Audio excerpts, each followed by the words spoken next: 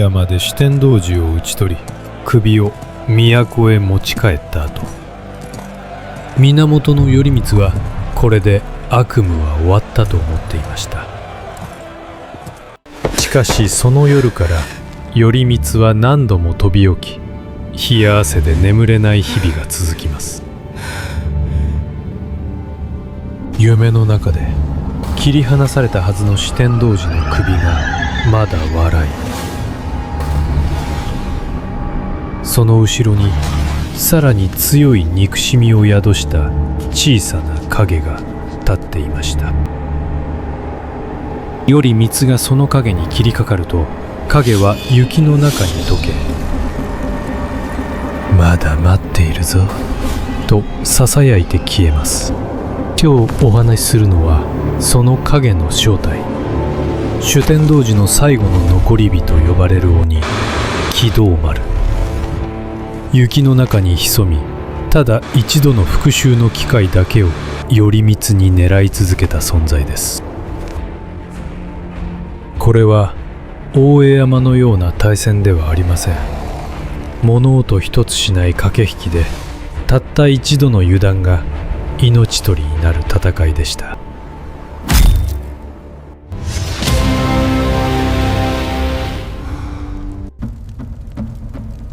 ある伝承では、鬼道丸は酒呑童子の子。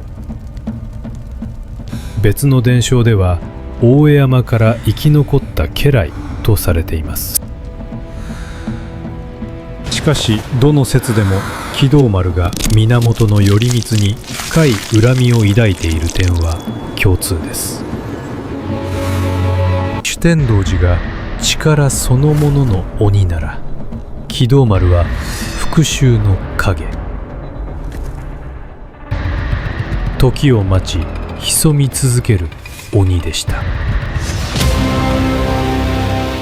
大江山の戦いの後も鬼の残党の噂は消えず、頼光は人里離れた山々の見回りを任されていました。その一つに深い雪に閉ざされた山道があります。都へ向かう者が必ず通る険しくも重要な道です。鬼道丸はこの雪山を復讐の場に選びました。彼は須影に潜み、人の行き来を見張りながら頼光一行が通る日だけを待ち続けます。そしてある日、こうした噂が山奥にも届きます。頼光一行がこの雪の山道を通って都へ戻るそうだ。鬼道丸は口元を歪めて笑いました。長く待った時がついに来たのです。武べの山道の脇に荷車を引いていたと思われる牛が一頭凍りついたように倒れていました。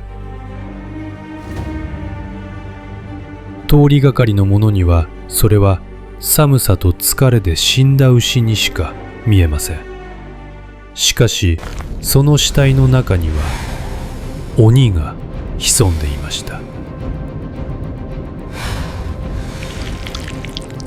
鬼道丸は牛の腹を裂き、中に自分の体を押し込むと爪で腹を縫い合わせました。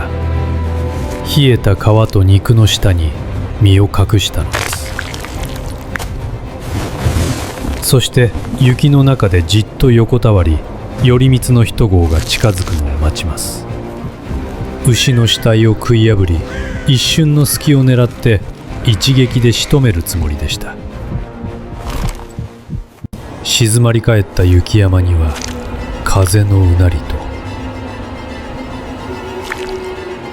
復讐の時を待つ鬼の鼓動だけが響いていました。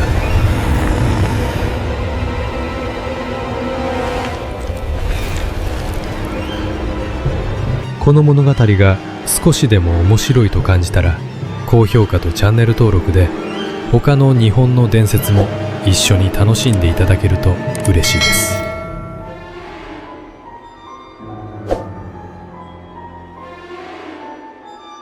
頼光の一行は雪に覆われた山道へ足を踏み入れます。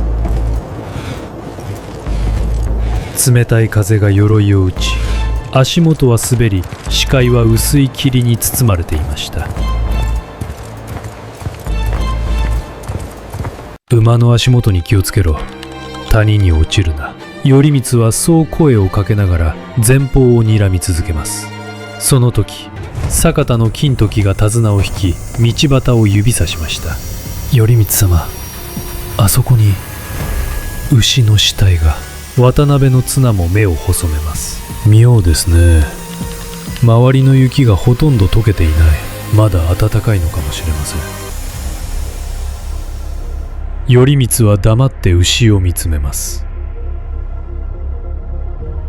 胸の奥で四天童子の悪夢がよみがえりました。あまり近づくな。低くそう告げつつ、もしこれが罠なら仕掛けた者は油断の瞬間を必ず狙うだろうと考えます。俺が一人で見に行こう。より三つはそう言い、家来たちに下がるよう合図しました。一人の車引きから街灯を借りて羽織り、その下に刀を隠すと、ゆっくり牛の死体へ近づいていきます。牛の腹の内側から木道丸は凍った肉越しに外を覗きます。見えるのは身分の低そうな男一人。彼は笑いをこらえ、爪に力を込めました。もっと近くへ。そうだ、そのままだ。心の中でつぶやきながら飛び出すタイミングを測ります。全身が今にも弾けそうに張り詰めていました。距離はもう数歩というところまで縮まります。頼光が不意に足を止めます。強い風が吹き、凍った牛の皮をバサリと揺らしました。空気が一瞬で張り詰めます。その刹那、木道丸は牛の腹を内側から引き裂き、肉と雪を突き破って飛び出しました。車引きの喉元めがけてまっすぐ爪を突き出します。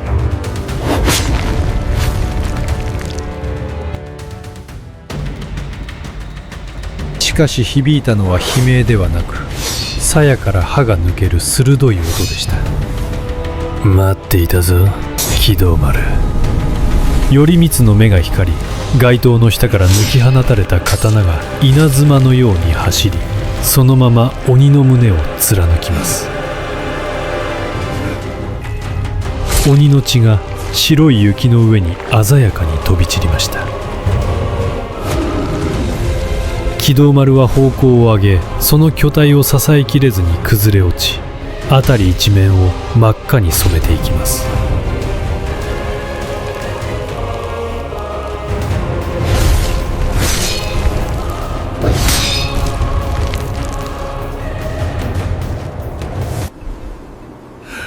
貴様もあやつと同じだ。いずれ。最後の呪いを言い終える前に、木道丸の息は冷たい霧の中へ消えました。風が鬼の最後の声をさらい、静かな雪原には刀の柄を握りしめた一人の平安武士だけが残りました。都根へ戻った後、人々はひそひそと語りました。あの日の頼光の背中は前よりも重く見えたと。鎧ではなく目に見えない影をいくつも背負っているようだったと。四天童子は倒れましたが、その恨みは木道丸という形で生き延びていました。木道丸は撃たれましたが、牛の死体に潜み雪山で待ち伏せした鬼の話は人々の心に新たな恐怖として残りました。それは源頼光という名を英雄として輝かせる一方で、同時に誰よりも重い孤独を背負わせたのかもしれません。木道丸の物語は、悪はいつも正面から襲ってくるとは限らないということを教えています。時には誰も気に留めない一つの死体に紛れ、こちらが疲れ警戒を解くその瞬間をじっと待っているのかもしれません。四天童寺、茨城童子、そして木道丸、それぞれの鬼は恐怖の違う顔を見せます。圧倒的な力、姿を変える孔七、闇に潜む待ち伏せ。源頼光はただの鬼退治の英雄ではありません。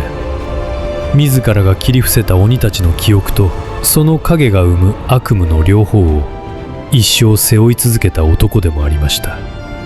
もし源頼光と四天王の物語に興味を持っていただけたら、高評価とチャンネル登録をお願いします。そして大きな戦いの後に生まれた鬼の残党伝説をご存知でしたら、ぜひコメントで教えてください。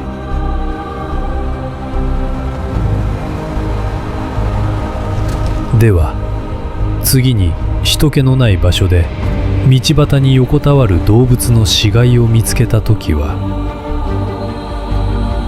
むやみに近づかない方がいいかもしれません。その中で誰かが、いえ、何かがあなたの隙をじっと待っているかもしれない。